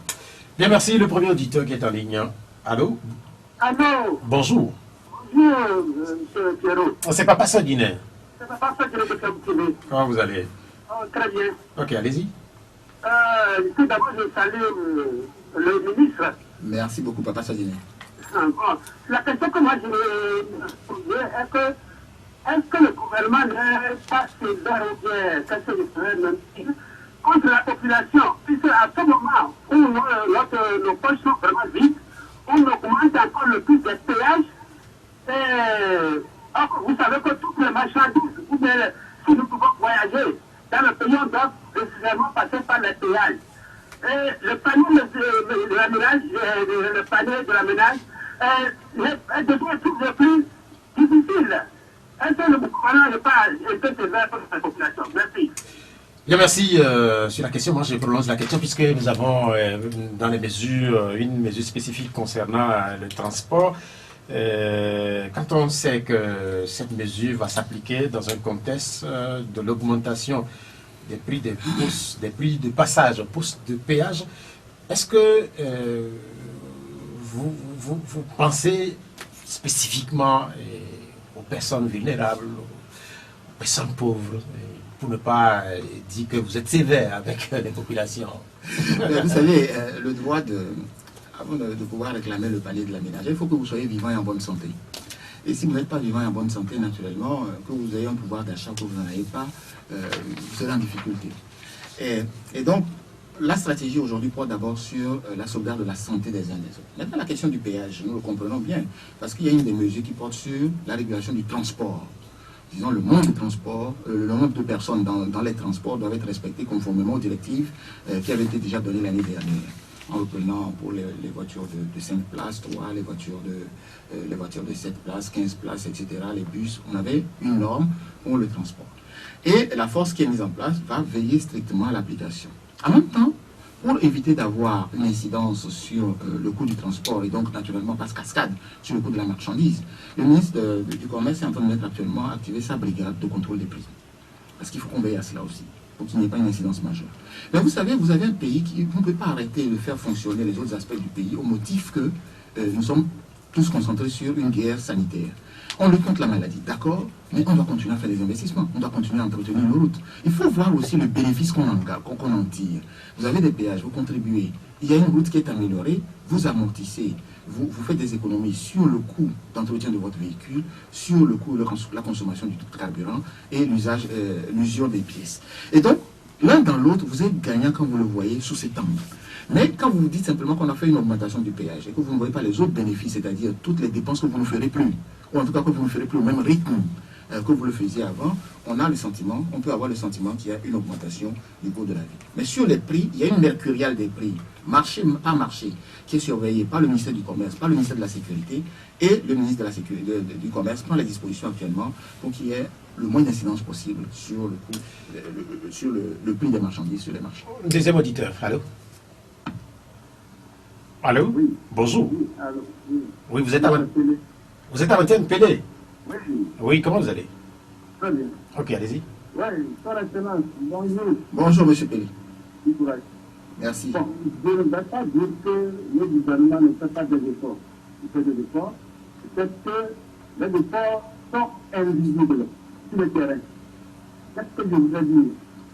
D'abord, nous avons constaté que quand cette Covid est arrivée, c'est au lendemain des élections. Le 10 jours après, on a lancé cette Covid et on a interpellé le chef de l'État à faire un discours et il a fait. Mais le discours était comment? Il était exclusif. Le président était un président sortant à l'époque où la Covid est sortie. Il devait appeler les 6 candidats qui vont accompagner, aller à cette direction pour que les choses soient inclusives. Il n'a pas fait. Mais on nous a dit que cette maladie est communale. Il devait encore convoquer les 117 communes. Il n'a pas encore jusqu'à présent fait. Mais j'ai l'impression que pour le gouvernement, cette maladie s'arrête à l'hôpital. Et que on fait avec. Si cette maladie s'arrête à nommer, monsieur le ministre, il faut faire attention et prendre comme vous parlez de marché, de nommer. Il faut prendre comme abattoir. Pelé, en fait, si vous monopolisez la parole, nous n'avons pas le temps d'avoir... Non, je voudrais savoir que il faudrait qu'ils soient à disposition, s'ils sont en train de dire, ils sont dans le bloc 4. Et appeler au moins le maire de bloc 4, bloc 1, bloc 2, pour s'associer pour faire ensemble cette maladie. Sinon, nous n'allons pas sortir avec les discours de nos docteurs intellectuels. Bien, merci.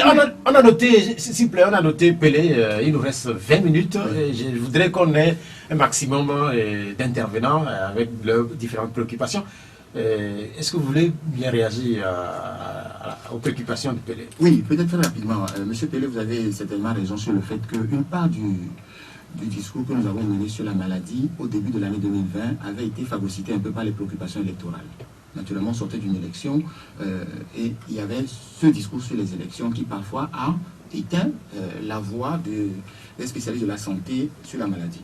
Mais nous avons réussi quand même à bien nous en sortir parce qu'aujourd'hui, avec l'aide de tous nos communicants et des médias, aujourd'hui nos compatriotes savent que la maladie existe, savent les mesures qui sont prises. Sur la question des communes et l'implication des communes, le chef de l'État a reçu les communes. Je rappelle que le chef d'État a déjà reçu les communes autour de cette maladie, qu'il les a reçus, il a reçu après ceux de Lomé, compte tenu de la spécificité du cas de Lomé. Et quand on parle notamment du Golfe 4 ou d'autres communes qui sont concernées spécifiquement, tous ont été associés à cette démarche. Et donc, de ce point de vue, vous verrez que le maire du Golfe 4 ou d'autres communes ne se plaignent pas du fait qu'ils soient associés ou non à l'action. Régulièrement, ils ont des échanges avec le ministre d'État, le ministre de l'administration territoriale, sur la stratégie, parce que ce sont les maires qui pilotent les comités de vigilance. Donc on ne peut pas faire sans les maires. Et ça, c'est obligatoire, que ce soit à Lomé ou à l'intérieur du pays. Les maires jouent un rôle important. Ce sont les mêmes maires qui sont aussi appelés à surveiller l'application des sanctions et qui peuvent édicter à leur niveau également un certain nombre de règles en tenant compte de leurs problèmes de terrain qui existent dans leur milieu. Donc ils sont associés, peut-être qu'ils ne vous ont pas toujours tout dit sur le fait qu'ils sont associés, mais tous les maires sont associés parce qu'ils sont le point central de ce dispositif qui a été mis en place. Je vais également demander au ministre d'être relativement bref dans ses réponses pour que nous ayons un maximum d'auditeurs. Allô, bonjour. Allô, bonjour, monsieur Pierrot. Oui, vous êtes à l'antenne, votre nom. Waris. Oui, allez-y. Bonjour, monsieur le ministre. Bonjour, monsieur. Oui. Pardon, monsieur le ministre, si vous arrivez à faire vacciner la majorité de la population, est-ce que pouvons-nous se rassembler pour la fête de l'indépendance? Ma deuxième question, vous êtes le ministre des droits de l'homme, je le dis tout comme ça. Comment se porte votre portefeuille aujourd'hui? Merci beaucoup. Bien, merci. Ben, pour vous répondre en 2 mots, c'est vrai que si on peut arriver à une immunité collective, mais dans 1 mois, ce sera difficile d'arriver à 60% de vaccinés pour pouvoir atteindre l'immunité collective. Mais nous faisons en sorte, avant même la fête de l'indépendance, nous avons Pâques qui arrive dans 1 semaine. C'est l'une des raisons pour lesquelles nous n'avons pas fermé les églises, c'est que nous essayons de faire en sorte que les gens puissent aborder la Pâques, le jeûne musulman qui va commencer bientôt, dans des conditions assez acceptables. Mais il faut encore une fois que nous soyons vigilants sur l'application des mesures, parce que si nous ne le faisons pas, nous serons obligés malheureusement de prendre des mesures plus extrêmes. Pour ce qui concerne le département, il se porte plutôt bien. Notre pays a fait beaucoup d'avancées en matière de droits de l'homme et de civisme, mais nous avons encore quelques défis importants à relever et nous y travaillons. Surtout sur le civisme actuellement, nous avons besoin de votre aide pour pouvoir le faire, parce que c'est une question d'éducation. Vous parlez de Pâques. Pâques, c'est dans 1 semaine, et quand on regarde un peu les mesures, il est mis quelque part et qu'un coup de feu peut intervenir à tout moment. Certains craignent que la semaine prochaine soit décrété ici un coup-feu. Est-ce que ceux-là doivent être rassurés, par exemple, qu'il n'y aura pas coup-feu la semaine prochaine? Non, je ne voudrais pas les rassurer. Je ne voudrais pas les rassurer parce que vous avez vu entre mercredi et dimanche, nous avons eu une flambée. Nous sommes passés de 9100 à 9800 en 700 cas en 5 jours. Donc je ne peux pas vous rassurer là-dessus. Au contraire, je voudrais même vous dire que si on ne change pas, le couvre-feu s'approche de plus en plus. Allô, on retourne au téléphone. Bonjour. Allô. Bonjour. Oui, votre nom. C'est Bozambo. Bozambo, comment vous allez?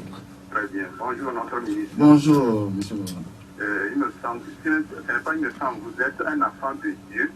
Votre papa est prêtre, votre maman est prêtre. si on nomme ministre de droits de l'homme, tu dois défendre nous les, pas un gouvernement. Mais je vois dans votre tu défendre le gouvernement plus que nous les populations que tu dois en disant que vous êtes ministre des droits de l'homme. C'est à côté. Et nous sommes au Togo. On a vacciné plus de 50% en Europe. Maintenant, on veut aller au confinement. Donc, je me demande, qu'est-ce que c'est que le vaccin? Et le vaccin, qu'est-ce qu'il servit aux Occidentaux? Il veut aller encore au confinement. Ma troisième question... Non, mais en fait, deux questions, c'est bon, s'il vous plaît. Sur la question de la vaccination, c'est vrai que c'est important ce qu'il dit. Ailleurs dans le monde, des millions de personnes ont été vaccinées. Mais la tendance, c'est qu'il y a plus de morts, il y a plus de contamination. Et dans ces pays-là, on parle carrément de reconfinement. Oui, c'est qu'en fait, tant qu'on n'a pas atteint, tant que les pays n'ont pas atteint cette immunité collective, et pour l'instant, la barre est fixée à 60% de la population vaccinée. Tous ces pays, vous regardez, il n'y en a aucun qui atteint encore pour l'instant les 60% à vacciner. Donc les mesures doivent être prises parce que plus vous avez de variants qui arrivent, plus vous avez de personnes qui sont contaminées, moins la vaccination va être efficace. Si vous vaccinez des gens qui sont malades déjà à la fin, c'est difficile. Il faut vacciner ceux qui sont sains pour qu'ils n'aient pas à attraper la maladie, ou en tout cas qu'ils aient la forme la plus légère, la plus supportable. Donc le vaccin reste utile. Nous n'avons pas choisi des mesures extrêmes comme le confinement. Nous avons actuellement évité même de proclamer un couvre-feu sur la ville de Lomé par exemple, ou arriver à des bouclages sévères.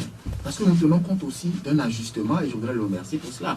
Notre rôle en tant que chrétiens et toutes les choses que nous avons, c'est véritablement de défendre la population. Ce que nous faisons, c'est d'abord pour que nos compatriotes soient vivants et en bonne santé. Et tout le reste viendra après. Mais si vous n'êtes pas vivant, que vous n'êtes pas en bonne santé, tous les développements qu'on fera autour de vous ne vous serviront à rien. Il dit qu'il a le sentiment que vous ne les défendez pas assez. Mais je ne sais pas quel élément de défense ils souhaiteraient que je dise, c'est-à-dire que je leur dise qu'ils ont le droit d'aller se balader en groupe. Ça, c'est pas possible. Ce serait même contre-productif. Et ils devraient à la limite m'accuser de dire ça. C'est comme un père qui a ses enfants à la maison. On dit qu'il est sorti une maladie. Votre père prend tous ses moyens pour aller acheter les médicaments et le voisin dit à vos enfants de ne pas les prendre. Est-ce que vous acceptez que le voisin vienne démobiliser tous vos efforts? Vous ferez tout pour que vos enfants soient d'abord protégés. Et c'est ce que nous sommes en train de faire actuellement.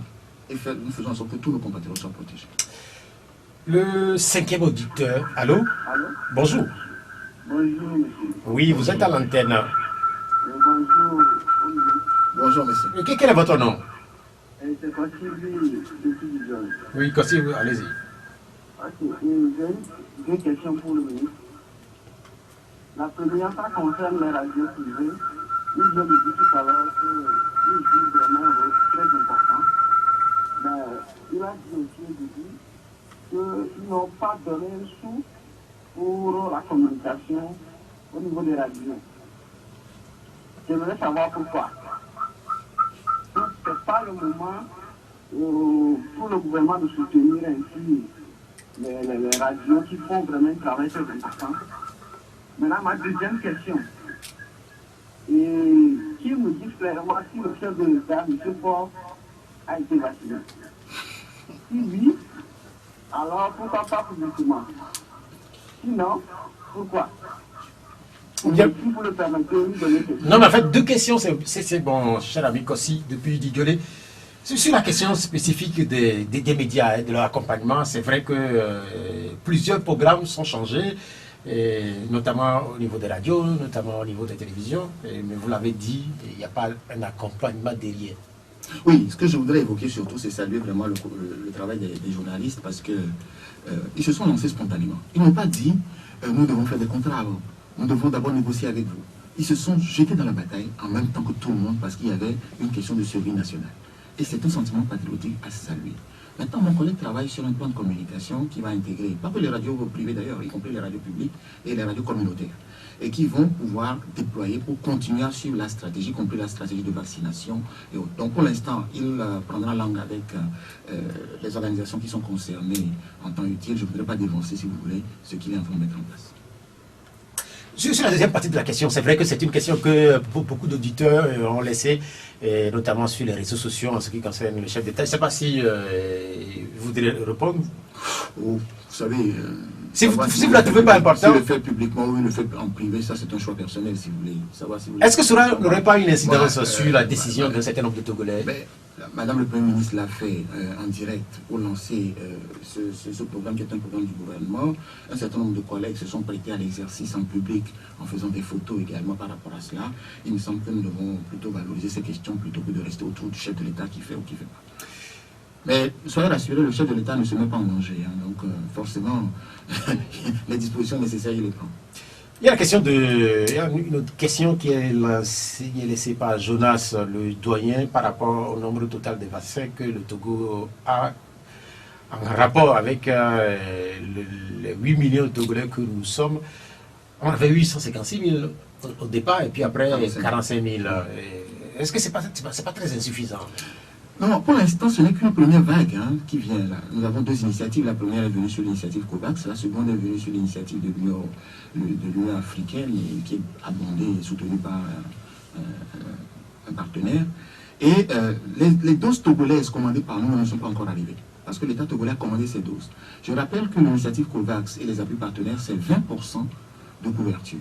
Donc les 40% pour que nous atteignions 60%, c'est l'État togolais qui a pris cette initiative. Le gouvernement a commandé, vous voyez un peu la pénurie qu'il y a sur le plan mondial aujourd'hui pour pouvoir avoir les livraisons en temps utile. Nous souffrons également de ces déficits de livraison en temps utile. Mais nous avons commandé nos doses pour couvrir les 60% au moins de la population, peut-être plus que 60% d'ailleurs dans le cas de notre pays. Il y a certaines préoccupations qui sont également laissées. Il y a certains auditeurs qui pensent que vous avez énuméré un certain nombre de restrictions, mais que vous avez oublié de réveiller Novici. Alors, Novici, il faut partir de l'idée que Novici a été mis en place pour accompagner les cas de couvre-feu et l'impact que cela a sur certaines activités. Donc, ce n'est pas parce qu'on a pris une liste de mesures qu'on déclenche automatiquement Novici. Donc, on regardera dans les jours à venir, au fur et à mesure que des activités seront impactées, les secteurs qui seront impactés seront accompagnés. Rappelez-vous, quand on a bouclé les savanes à un moment donné, nous avons déployé Novici sur les savanes. Donc, à chaque fois qu'il y aura un impact sur un secteur d'activité, il y aura un accompagnement qui sera déployé avec. Un auditeur, donc, pas d'inquiétude par rapport à ça. Un auditeur en ligne, allô? Oui, allô? Bonjour. Bonjour, monsieur Pierrot. Vous êtes à l'antenne. Quel est votre nom? C'est M. Lambourni. Je vous appelle de Thiévier. Vous appelez de Thiévier? Oui. Okay. Bonjour, monsieur le ministre. Bonjour, monsieur Lambourni. J'ai deux questions pour le ministre. La première question, vraiment, la population ne porte pas confiance sur le gouvernement, parce que le gouvernement ne dit jamais la vérité à la population. Il promet quelque chose à la population le moment des élections, et qu'il fera reçu son mandat, il nous oublie, il attend encore 5 ans. Je vous donne un exemple. Le préfet de chez moi... S'il vous plaît, Lambouri. Oui. Mais la question, est-ce que ça a des rapports avec la Covid-19? Non, la Covid-19, oui, c'est pas grave, parce que c'est à cause de ça que la population n'est pas contente. Il promet les choses, il ne fait pas. Donc, comme il parle comme ça à la population, il prend encore qu'il ne dit jamais la vérité, qu'il nous ment. Sur la question des promesses électorales? Oui, oui. Parce qu'un préfet qui va venir nous promettre des puits des tombeaux ouverts, dans un village. Je vous dis, c'est en saison de pluie, ils ont arraché les maïs des gens, ils ont commencé les puits, les puisatiers. C'est quel village, s'il vous plaît? Soumou, monsieur le ministre de la Sécurité, Yann Kwame, vient ce milieu. Soumou. Ok, c'est noté pour cette première question. La deuxième. La deuxième question, c'est pour dire, il est ministre de droits de l'homme. Je préfère, il faut que toute la population comprenne bien dans ces Covid, il faut qu'ils appellent M. Agolome pour qu'ils vont rentrer au Togo et sensibiliser ses bons partenaires aussi. Je pense que ça serait bien. Bien, merci. On a noté vos différentes préoccupations. Lambouri qui nous appelait de Thiévier. Bon, peut-être sur les questions depuis dans son village, je pense qu'on s'en référera au ministre de l'eau pour regarder ça, surtout qu'il annonce que le ministre de la Sécurité connaît bien le problème. Nous allons, il nous reste 5 minutes pour terminer cette émission. Nous allons revenir sur le communiqué du gouvernement avec la suite des interdictions, la suite des prescriptions, notamment pour ce qui concerne les médias, les réseaux sociaux. C'est vrai que vous avez fait allusion à la désinformation entre-temps, mais concrètement, qu'est-ce qui est prévu à l'encontre de ceux qui useraient de ces différents moyens de communication pour décourager ou enfreindre à tout ce qui est en train d'être réalisé actuellement? Pour l'instant, il y a un travail de fact-checking qui va se faire naturellement sur tous les réseaux sociaux, etc., pour pouvoir combattre le faux. Parce qu'au-delà de la question pénale ou des poursuites contre les auteurs de faux, c'est de donner la bonne information d'abord. Donc, il y a un combat d'information. Quelqu'un donne une mauvaise information, il faut que nous puissions, nous, reprendre les canaux de communication avec votre concours, avec le concours de tous les médecins, avec le concours de tous ceux qui savent les bonnes choses, les bonnes informations, que nous puissions communiquer le plus possible. Nous avons d'autres leaders d'opinion qui sont là, les associations qui doivent intervenir pour pouvoir diffuser la bonne information. Et puis maintenant, d'un point de vue de ceux qui continueraient à commettre cette infraction, nos dispositions pénales existent, elles ont prévu un certain nombre de sanctions. Je n'ai pas si vous voulez, les peines sous les yeux pour vous les donner, mais le code pénal togolais a prévu ce qu'il faut de ce point de vue-là pour pouvoir régler ce problème. Et donc, naturellement, il y aura des conséquences pour ceux qui continueraient à désinformer. Mais le plus important, c'est surtout que nous fassions en sorte que la bonne information soit à la disposition du plus grand nombre, y compris dans les milieux les plus reculés de notre pays. Est-ce qu'il y a des Togolais qui seront dispensés, par exemple, de la vaccination? Parce que peut-être ils ont une position dans la République. Les Togolais qui sont... Alors, rappelons effectivement que le Code de la santé au Togo dit que les vaccinations en période de pandémie sont obligatoires. Obligatoire ne veut pas dire forcer. Ça ne veut pas dire qu'on va venir vous prendre, vous passer des minutes, vous forcer pour vous amener, vous faire vacciner. Mais vous-même, vous devez développer la conscience nécessaire que vous devez vous protéger. Donc, ceux qui seront dispensés de la vaccination, c'est les moins de 20 ans. Actuellement, nous privilégions les 50 ans et plus. Ensuite, on va l'ouvrir à tous ceux qui sont à 49 ans jusqu'à 20 ans. Il n'y a que les moins de 20 ans qui pourront être dispensés de la vaccination à l'étape actuelle. Mais tous ceux qui sont à partir de 20 ans, qui ont plus de 20 ans, doivent pouvoir se vacciner au moment où on ouvrira la vaccination à leur groupe social. Il y a cette question, je vais lire la question, s'il vous plaît, Pierrot, demandez à l'invité pourquoi ils font venir des médecins chinois au CH. Nos médecins n'arrivent-ils pas à guérir les malades? Non, il faut dire que le CHR initialement avait une coopération avec les Chinois depuis. Et donc, ce personnel qui était déjà disponible, qui travaille au CHR, est maintenu en accompagnement des spécialistes sur la Covid qui y travaillent également. Donc, on n'a pas fait venir spécialement des Chinois pour venir prendre le contrôle du CHR. Le CHR est dirigé par des Togolais.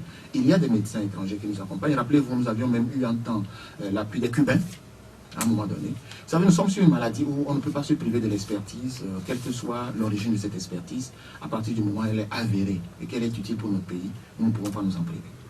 Puisque vous êtes là, et c'est aussi pour la sensibilisation des Togolais, est-ce qu'on peut faire un exercice en rappelant les principaux gestes barrières? Alors, les principaux gestes barrières sont d'abord porter son masque, se laver régulièrement les mains à l'eau et au savon, frotter le plus possible dans les deux sens et surtout dans les interstices des doigts. Et ensuite, garder de la distance sociale par rapport à nos voisins, ne pas s'embrasser, ne pas se toucher et être vigilant autour de soi-même, pour soi et pour ses enfants, sa famille. Il me semble que si on arrive à faire au moins les trois, port du masque, lavage des mains, garder de la distance, on a réglé une bonne partie du problème. Et ensuite, maintenant, quand on est éligible, se faire vacciner. Sur la persistance d'un certain nombre de courants qui pensent que la maladie elle n'existe pas, qu'est-ce que vous voulez leur répéter? Je voudrais partager avec eux le témoignage de King Vincent et de M. Jean-Pierre Fabre qui sont passés par cette épreuve terrible. Il me semble que les deux témoignages, on peut rajouter celle du ministre Tchadedji et d'autres personnalités, et même des anonymes qui ont témoigné sur la maladie. Je pense que quelqu'un comme King Vincent est suffisamment crédible culturellement, socialement, sur sa prise de parole sur un sujet comme ça, pour que nous puissions nous dire que si lui le dit, c'est que c'est vrai. Nous allons, le comité de gestion va probablement dans les communications à venir montrer également des images sur un certain nombre de situations de détresse que nous avons connues. Vous avez vous-même à la presse perdu un de vos confrères qui était l'un des premiers que nous avons perdu dans cette crise. La vidéo qui avait circulé à l'époque, malheureusement, était désastreuse. Mais je pense qu'elle a choqué suffisamment les esprits pour montrer qu'il ne s'agissait pas d'une plaisanterie. Donc, d'une manière ou d'une autre, la maladie existe. N'attendons pas de faire l'expérience soi-même pour pouvoir y croire, parce que dans cet exercice vous pouvez y laisser la vie. Faites en sorte à ne jamais avoir à la contracter, ni à jamais à lutter contre elle. Et puis je voudrais peut-être, si vous permettez avant de finir, peut-être rassurer notre ami qui demandait à quel titre vous m'aviez invité ici. C'est vrai que je suis porte-parole du gouvernement, donc un peu au carrefour de tout ce que tous mes collègues font et disent, et notamment ceux de la santé. Mais vous verrez que quand on prend des mesures de cette nature, la plupart des mesures portent atteinte à des droits et à des droits fondamentaux. À la liberté de culte, à l'expression, au regroupement, aux manifestations, etc. Et donc le ministre des droits de l'homme est au cœur de cela. Quand nous appelons la solidarité des uns et des autres, le respect des mesures barrières, le patriotisme, c'est au titre de la formation au civisme et à la citoyenneté. Donc le sujet, quand vous prenez les ordonnances qui ont été émises, l'état d'urgence, nous travaillons énormément parce que ça passe par l'Assemblée nationale et c'est au titre des relations avec les institutions de la République. Donc c'est à cette multiple casquette que naturellement M. Pierrot Atiroui m'a fait l'honneur de m'inviter aujourd'hui et c'est un grand plaisir de pouvoir échanger avec vous. Au-delà de ce que vous venez de dire, vous êtes également un croyant. Je voudrais que vous nous donniez une petite prière avant la fin de cette émission, puisqu'on sait que dimanche prochain c'est Pâques, aujourd'hui c'est dimanche des Rameaux. Demain nous rentrons dans la semaine sainte. Quelle est votre prière?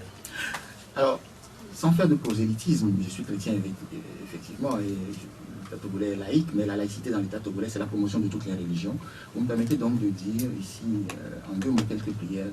Seigneur, protège notre pays de cette maladie. Donne à chacun d'entre nous la sagesse nécessaire pour que nous puissions garder les distances nécessaires, nous protéger. Que ton Esprit Saint veille sur chacun de nous. Et que, Seigneur Dieu Tout-Puissant, notre pays se relève rapidement de cette maladie. Et que tu nous aides à prospérer au nom puissant de ton Fils. Amen. Amen, c'est fini. C'était donc le ministre Christian Trimon, ministre des Droits de l'Homme. C'est avec sa prière que nous mettons fin à cette émission qui a été consacrée exclusivement à la gestion de la Covid au Togo. L'émission sera rediffusée tout à l'heure à partir de 19h. Merci à Vincent Slasbogakudoyo pour la mise en œuvre technique. Moi, je suis Pierrot Atiobé. Au revoir. La Gazette du Togo, une vision sur l'actualité togolaise et sur le monde. Rejoignez-nous sur le www.lagazettedutogo.com ou sur nos comptes Facebook, Twitter et YouTube. Pour tout contact, écrivez à contact@lagazettedutogo.com ou appelez le 92 80 88 53. La Gazette du Togo, c'est l'information en continu.